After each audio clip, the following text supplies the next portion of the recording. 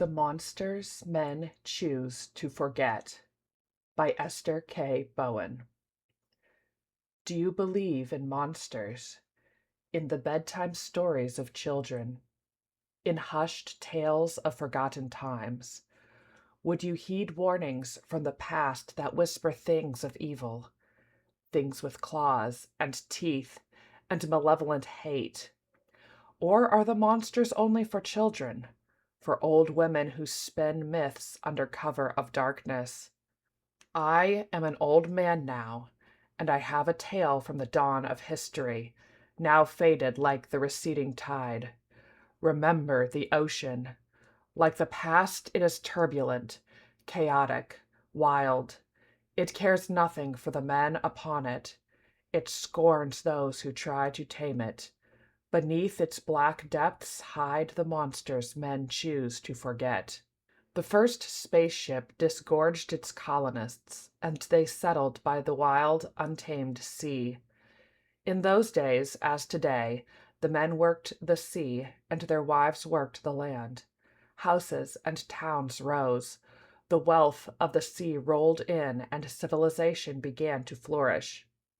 Athalia, daughter of the mayor, welcomed the village children into her home. She taught them reading and mathematics and the names of the new stars. She was 18 and engaged to a young man named Yorgos. He had served 2 tours in the war before joining the colonist ship, and now he worked on the docks. Every morning, Athalia brought him a thermos of freshly brewed coffee, and every evening he stopped by her father's house, and they walked together along the coast. One day, Athalia gathered the children for a camping trip. She borrowed her father's sailboat, for she was an excellent sailor. A few hours skimming across deep blue waves took them far from the village. The weather was inviting, and the morning sun warm in the sky, for they sailed at the height of summer. The wind was crisp and cool. Athalia sailed for a small island, ringed by beaches and shallow ocean surf. One of the children, a boy of 8 named Vito, was leaning over the side, watching the waves race by. He suddenly called, "Look!" The children rushed to the side. Athalia turned her gaze to follow. Beneath the sailboat, the water boiled. The waves glowed with a strange green luminescence. The air filled with a foul stench, like rotting flesh. Athalia had never seen such phenomena before. "Get back!" she shouted to the children. She steered the boat away from the glow beneath the surface. As she turned, the waves broke, and a violent hiss filled the air. From the depths of the sea rose a creature more fearsome than anything Athalia had ever beheld. Its form was serpentine, thicker than a tree around. Water and seaweed streamed from scaled skin. It rose above the boat, above the mast, and kept rising. Its huge, flat head blocked the sun, casting a cold shadow across the small boat. The children screamed. Athalia swerved in the foaming water, angling the boat around the creature. The creature dove at the boat. Its wide mouth split open, revealing rows of jagged teeth. Whiskers hung from its jaw. Its eyes flashed yellow. Athalia pulled the tiller to herself with all her might. The boat responded, and the creature plunged into the water, inches from the side.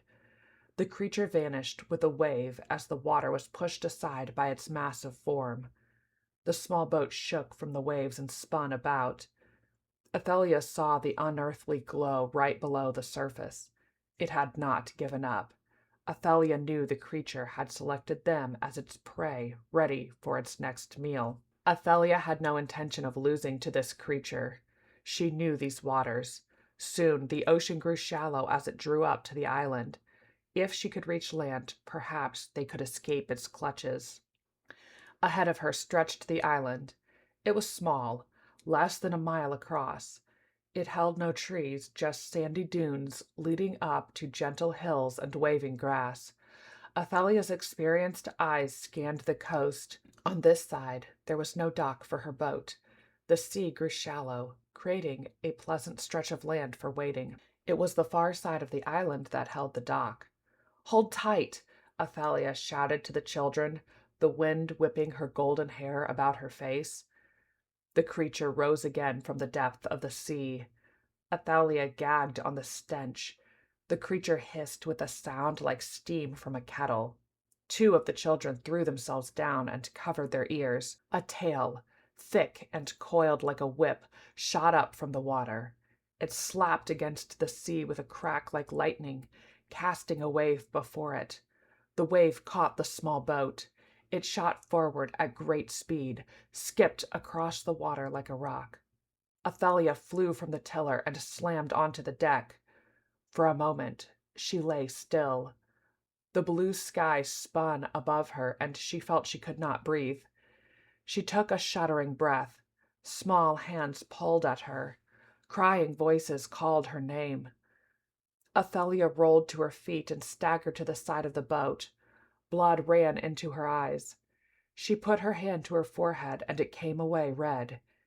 She wiped the blood from her vision with her sleeve, hoping the gash was not deep. The boat no longer rose and fell with the waves. Athalia looked down. The wave from the creature's tail had thrown the boat into shallow water. The hull was stuck fast in the sand. Athalia looked back. The creature had abandoned its plunging attacks and now glided forward into the shallow water. Its coils wound lazily, knowing its prey was trapped. Athalia's breath caught at the size of the monster. Though it uncoiled itself, there seemed no end to it. She looked back at the children. "Bertram," she commanded the oldest boy. He was 14 and reliable. "Carry Mariah. Hayden, take Elise.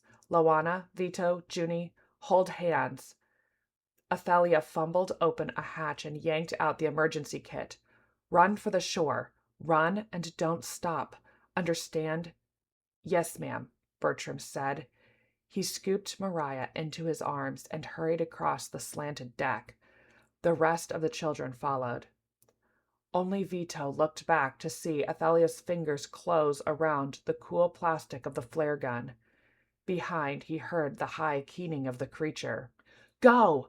Athalia screamed at him, and he plunged into the water. Athalia stumbled back, loading a flare. Dark coils rose and fell with the waves. When the children moved in the water, the creature shivered along its sinewy body. It lifted its head, whiskers twitching. Athalia fired the flare. The projectile hissed through the air. Athalia's aim was good. The flare hit the monster square between the eyes and exploded. The creature roared and drew back, stunned. Athalia ran across the deck and jumped into the water. The children were ahead of her. She slogged through the surf, cold water sloshing around her thighs. She struggled forward. The water slowed her, like a familiar dream where her limbs would not move fast enough as the nightmare came up close behind. She loaded her last flare. Behind came the unearthly hiss. Athalia turned again as the creature rushed her. No longer did it lazily stalk its prey. Now it was angry. Athalia's breath came in quick gasps. She backed away, fighting to keep her balance in the surf. The creature caught up to her and raised its head. The great mouth split open. The jagged teeth dripped. She saw triumph in its eyes. Athalia fired the flare directly into its mouth. Then she dropped the gun and ran with all her might. She heard the roar behind her as she staggered to the beach, stumbling on wet sand. The children stood waiting for her, eyes wide. "Back!" she screamed at them. "Get back from the water!" They obeyed hesitantly, not wanting to leave her. Athalia scooped up Loana. At 7, she was really too big to be carried, but Athalia had seen the size of the creature and feared they might not be safe, even on land. She ran up the dunes, the children around her. Her instincts were accurate.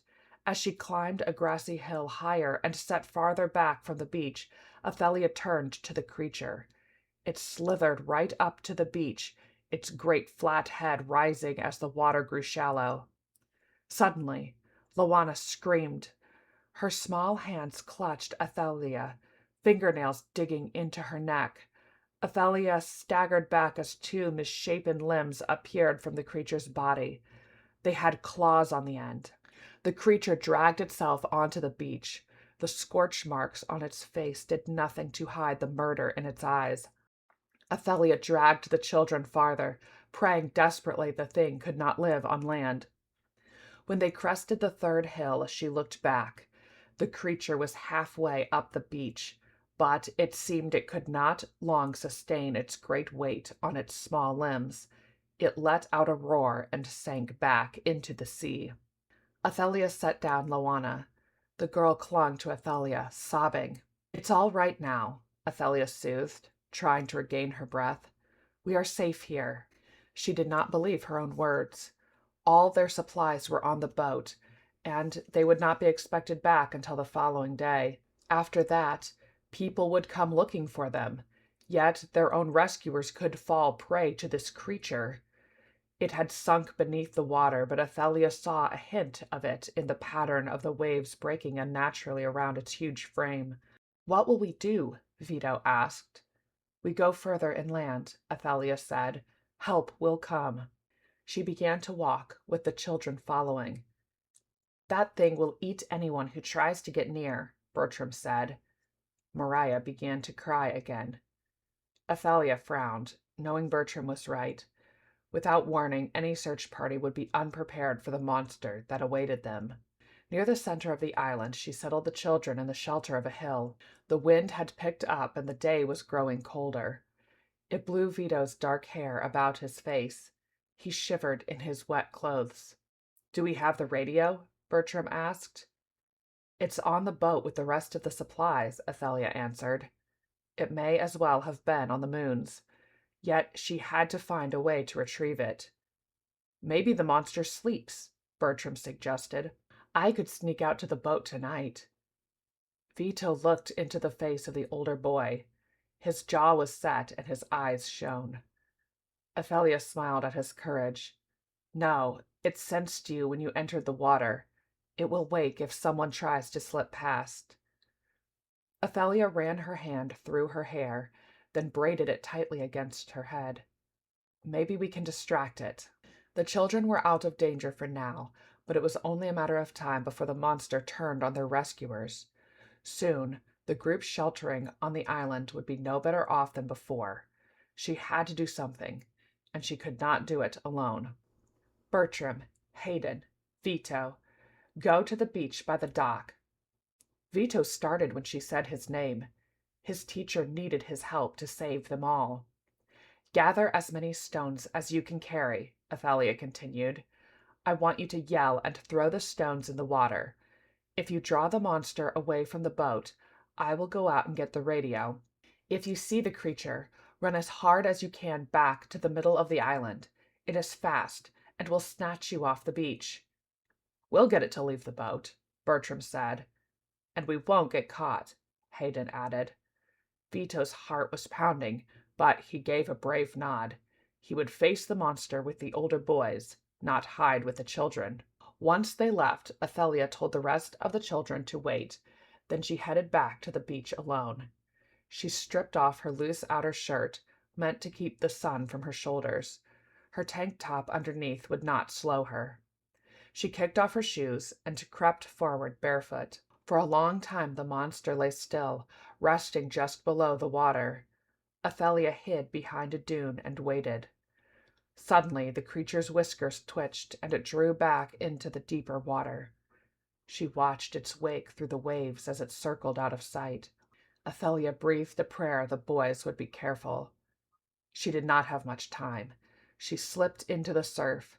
The tide had risen and she swam out to the boat. The boat was nearly freed from the sandbar where it had been tossed. Athalia pulled herself over the side and dropped the anchor. She did not want to lose the boat to the tide. The emergency supplies were scattered.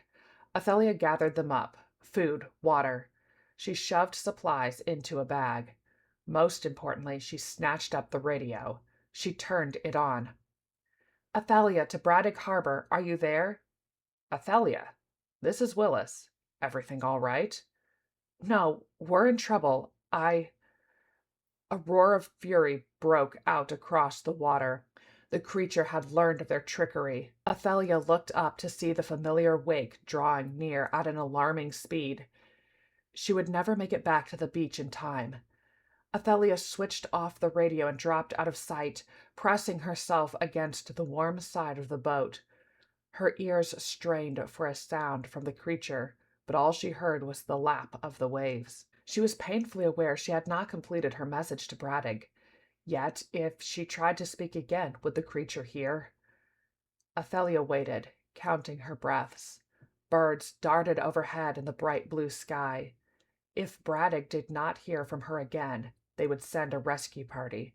Athalia took a breath and raised her head to peek over the side. The waves were unbroken, stretching out under the noon sky. Perhaps the creature was lurking near a different part of the island. Perhaps it rested deep below the surface, waiting. She had to risk the radio. "Willis, are you still there?" "I'm here." "Girl, you scared me cutting off like that." "There's a creature in the water," Athalia whispered. "Huge, like a snake. Big enough to destroy any boat we have," Willis cursed. "I got the children to the island. I'm in the boat, but won't be if it finds me." "I'll call it in to the peacekeepers," Willis said, "but it will be hours before they get this far out." I I think we can wait. I'm I'm going to sign off now. I can't let it know I'm here." "All right, Athalia. Just—" He broke off and cursed again. "What is it?" "I radioed Yorgos to check on you," Willis said. "He's sailing today, and close to your location." "He'll be killed," Athalia hissed into the radio. "Tell him to wait for the peacekeepers." Whatever Willis replied was lost to an explosion of water and the creature's inhuman shriek. It had found her. Water ran from the creature's scales as it rose. Its glowing eyes stared down at her, unblinking. Backlit by the sun, it seemed to shimmer blood red. Athalia froze, the radio still clutched in her hand. She could not outswim the monster. The second she was in the water, it would have her. She had no more flares. Athalia rummaged in her survival bag and grabbed one of the sealed packets of food. She threw it square at the creature. It bounced off its forehead. The creature's eyes blazed. It dove at her. Athalia threw herself to the side. The creature's jagged teeth grazed her leg.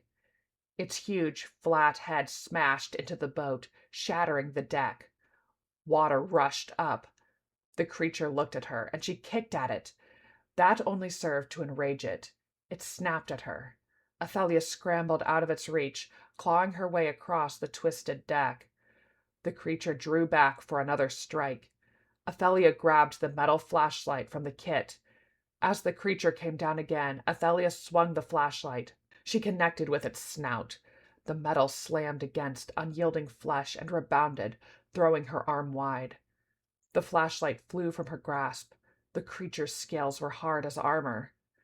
The creature hissed. Athalia saw its gaze fill with contempt. Suddenly, Athalia rolled across the deck as the boat was tossed aside. She had forgotten the tail. Wood splintered and the boat began to come apart in the sea. Salt water burned her bloodied leg. The creature roared in triumph. Suddenly, a crack split the air. The creature whirled, focusing on something behind it.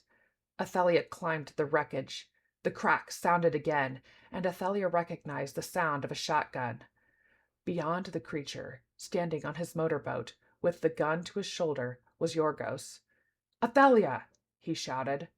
"I'm here!" she screamed back. The creature dove beneath the waves. "Look out!" she yelled. Yorgos revved the motor and pulled alongside her. His warm fingers closed around her wrist and hauled her into the boat. His dark eyes noticed her bloodied leg, and his face twisted with anger. "You all right?" he asked. She nodded. He reloaded the shotgun. "It isn't over yet." Athalia slid beside the motor. "We should head to shallow water. It has the advantage in the deep." Yorgos shook his head. His dark eyes searched the rolling waves. "We have to kill it. Otherwise, we will never be free from its attacks.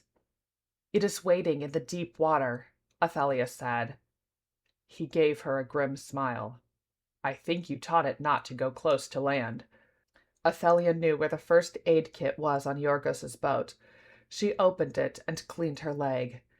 The disinfectant burned against her skin, but she had no idea what diseases the monster might carry and never intended to find out. Yorgos still watched the water, his body moving easily with the rise and fall of the small boat, his shotgun trained on the water. Do you see anything? Athalia asked. No, but my gut says it's not far off. I saw the rage in its face when it attacked you. It has intelligence. It is waiting. Athalia looked across the water. My gut says the same. Overhead, the sun shone down, just past noon. Athalia said, If you had not come when you did, I will always come, Yorgos answered. Athalia leaned over and kissed his cheek. Her eyes widened. Blood. What? Perhaps it is drawn to blood, like a shark. She gritted her teeth and peeled the bandage from her leg. Athalia, he began. She threw the bloodied wrapping into the water. We have to lure it out. They waited, hearts pounding. Athalia's sharp eyes scanned the water. There, on the starboard side, she thought she caught an unnatural ripple. Watch out! She shouted.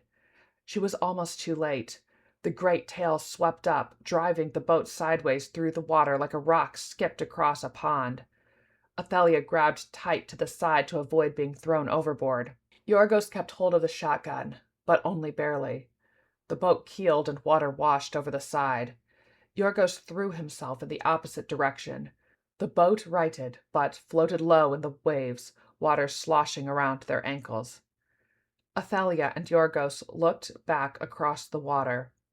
The monster was nowhere to be seen. Athalia unfolded a small fabric bucket and began to bail out the water. While she worked, she kept her eyes trained on the sea. There! She shouted suddenly, seeing a glimmer of the creature's strange luminescence under the water. Its long coils, barely visible by their unearthly light, were contracting directly under the boat. Athalia! Yorgos shouted. Get us clear of it! Athalia dropped the bucket and gunned the motor. The boat leapt away from the gathering coils. At the same moment, the monster attacked. Its huge snout broke the waves, moving fast as thought, scattering water like broken glass. Yorgos fired. A part of its snout vanished in chunks of flesh and strange pale ichor. The monster roared, and Yorgos fired again. With the final shot, the creature faded into legend. No one, save Athalia and Yorgos and the children, saw the monster from the deep. As the planet filled with men and ships, civilization flourished and monsters were forgotten. As in any age, experts and critics claimed Athalia exaggerated. In her frightened state, perhaps, she misjudged the monster's size and ferocity. Perhaps it was only a shark, crazed with hunger. Perhaps Yorgos never really got a good look at it, and relied too much on his future wife's word. And the children? Well, children are easily suggestible. There is no telling what they will imagine if their teacher is panicking. And me? I tell a story passed down from my great-great-grandfather, from the days when he was a boy. For Vito and his friends survived, and the stories they told fade from memory. It matters not if you believe the story to be true, for in every time there are monsters to fight, and you will find, once they are defeated, people will say they never existed at all. But better that than for your grandchildren to know the monsters for themselves.